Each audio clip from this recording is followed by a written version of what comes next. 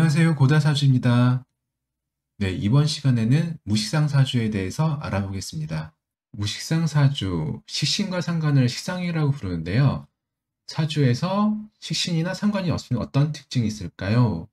한번 요 육신표를 보게 되면은 일간에서 이렇게 기운이 나가서 표출하는 게 이 식상이 되는 거죠. 그리고 식상은 관성을 극한다 이렇게 되어 있는데 이 표에서 보면은 이렇게 상극하게 되는 거죠. 이 관성을. 그래서 식상이라는 뜻이 뭐냐면은 내가 재밌어서, 그러니까 일간에서 이렇게 일차적으로 나오는 행위들인 거죠. 그래서 내가 재밌어서, 내가 뭐 하고 싶어가지고 하는 일차적인 행위, 뭐 욕구들 같은 것들이고요. 그리고 관성이라는 건 뭐냐면은 관은 이렇게 나를 또 극하죠. 그러니까 제어하는 거죠. 그래서 사회적 틀이나 규범 같은 것들이에요. 그런데 사주에 이렇게 식상이랑 관성이랑 두 개가 같이 있게 되면은 내 개인의 자유를 제어하는 거에 대해서 따지고 저항한다는 뜻이에요. 그래서 이렇게 항의를 하는 건데 식신이 있게 되면은 관성을 내 입맛에 맞게 좀 바꾸려고 하는 거고요. 그리고 상관이 있게 되면 그렇게 정해진 그런 법규라든지 규칙 같은 거 틀렸어. 고쳐야 돼라고 항의하는 거예요.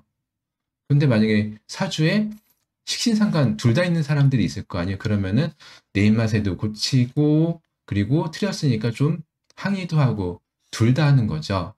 이렇게 식상은 관에 대해서 뭔가 반항적이고 뭐 고치려고 하는 것인데 사주에 식상이 없으면 어떻게 되냐? 관성, 그러니까 사회적 틀이라든지 정해진 틀을 바꾸려고 하지 않는 거죠. 그러니까 웬만하면 좀 정해진 대로 살려고 하는 거예요. 그래서 정해진 대로 살고 뭔가 정답이 있다라고 생각할 수도 있고요. 그래서 뭔가 불만이 있어도 굳이 바꿀 필요를 못 느끼는 거죠. 그리고 무식상 사주가 되면은 좀 나대지 않고 뭐좀 차분해 보고 좀 착실해 보인다라는 이미지가 있어요. 뭔가 똑부러지고 그런 이미지가 있죠. 그래서 이런 것 때문에 무식상이 뭔가 표현력이 없다라느니 뭐 예술을 하면은 뭐 무식상이면 안 된다니 그런 말을 좀 많이 하게 되는데 그거는 좀 잘못된 생각이에요. 무식상이어도 말 잘하거든요. 그래서 표현력이라는 게 식상의 표현력이 따로 있고요. 또 인상의 표현력이 따로 있고요. 재성의 표현력이 좀 따로따로 있어요. 그리고 단지 무식상이면은 그 생각의 틀을 바꿀 필요가 없다 이런 뜻이에요. 그래서 좀 부가 설명드리면 인상의 표현력은 뭐냐면은 자기의 생각을 잘 표현하는 거거든요. 내 마음이 어떻고 내 전후 사정이 어떻고 이러니까 내 마음을 좀 알아주고 하면서 좀 인성의 표현력은 구구절절한 표현력을 좀 많이 해요. 그래서 좀 말이 길죠. 그런데 재성의 표현력은 현실적인 면을 좀 많이 갖고 팩트 전달을 많이 하거든요. 팩트 전달에 포인트가 있기 때문에 일목요연해요. 기승전결이 있고 그래서 재성의 표현력이 뭔가 일목요연하게 이건 이래서 이렇고요. 이건 저래서 저랬고요. 그래서 이렇게 됐고요. 이건 누가 해결해야 되고요. 이거 안 하면 이렇게 됩니다라고 이제 딱 일목요연하게 알아듣기 편하게 해주는 게 좀 재성의 표현력인 거죠. 그래서 이런저런 표현력이 좀 다를 뿐이지 뭐 식상이 없다고 뭐 연기를 못한다느니 뭐 예술가로서 능력이 없다느니 그런 말을 하는 거는 맞지 않습니다. 네, 사주에 식상과 관성이 같이 있게 되면은 실수에 대비하는 능력, 대처 능력이 좀 있어요. 뭔가 시행착오를 겪으면서 유연하게 대처하는 이런 면모가 있는데, 만약 무식상이게 되면은 실수를 좀 안 하려고 그래요. 뭔가 전공법으로 하려고 그러고, 좀 부담감도 있고, 좀 잘하던 것도 못하게 되거든요. 이게 왜 그러냐면은, 식상은 관성을 극하는 거기 때문에 뭔가 예외 상황이라든지 이렇게 저렇게 좀 유도리가 있고 자기의 개인기가 좀 있다는 뜻인 거거든요. 식상은 쉽게 해서 개인기. 그런데 이제 관, 관성 위주로 돼 있다라는 거는 딱 정해진 대로 하는 거거든요. 정해진 이 루트대로 이렇게 가야 되는데, 이거 안 됐으면 이거 개인기를 잘 못 쓰는 거예요. 그래서 정해진 대로, 매뉴얼대로 좀 하려는 그런 면모가 좀 보이죠. 그런데 이제 식상이 너무 많게 되면은 또 이것도 안 좋아요. 왜냐면은 식상은 개인적인 행위들인데 이게 너무 많아요. 일간에서 뿜어져 나온 개인적인 행동이 너무 많아서 이 야식 먹고 넷플릭스 오래 보고 게임 오래 하고 이런 불필요한 행동을 많이 하는 게 식상이 많을 때 나오는 단점들인 거죠. 그런데 반대로 무식상 같은 경우에는 이런 불필요한 행동을 하지를 않아요. 그래서 공부할 때 뭐 집중력도 좋은 편이고 뭔가 하나를 쭉 이렇게 엉덩이 힘으로 밀어붙일 수 있는 그런 능력이 좀 있는 게 무식상의 장점이죠.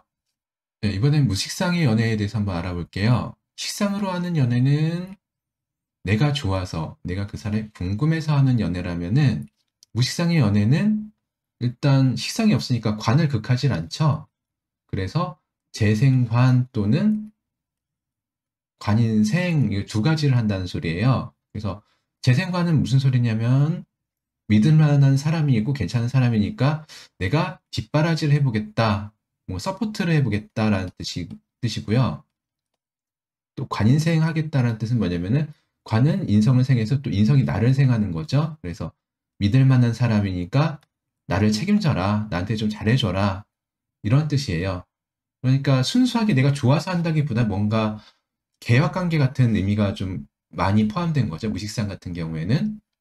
그래서 무식상 같은 경우에는 내 남편감이라든지 내 아내가 될 사람 아니면은 굳이 뭐 이렇게 아무나 꼬시진 않아요.